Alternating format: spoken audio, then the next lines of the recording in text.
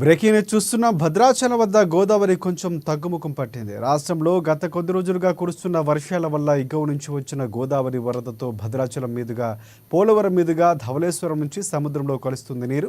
వారం క్రితం గోదావరి నీటి మట్టం 51.5 అడుగులకు చేరుకుంది.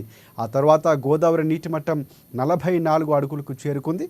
అయితే మళ్ళీ ఎగువ నుంచి వచ్చిన వరద వల్ల గోదావరి 3వ ప్రమాద హెచ్చరిక జారీ చేయాల్సిన అవసరం వచ్చింది. ఇక 53.9 అడుగులకే పెరిగిన గోదావరి ఆ తర్వాత నెమ్మదిగా తగ్గుముఖం పట్టింది. నేటి ఉదయం 7 గంటల వరకు 45.4 అడుగుల వద్ద నీటి మట్టం కొనసాగుతోంది.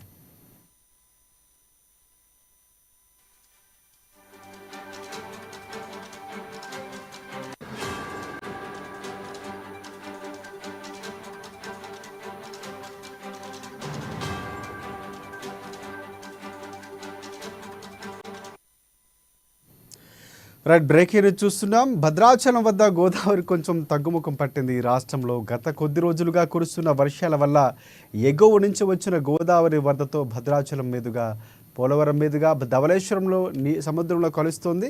ఇక వారం క్రితం గోదావరి నీటి మట్టం 51.5 అడుగులకు చేరుకుంది. ఆ తర్వాత గోదావరి నీటి మట్టం 44 అడుగులకు చేరుకుంది.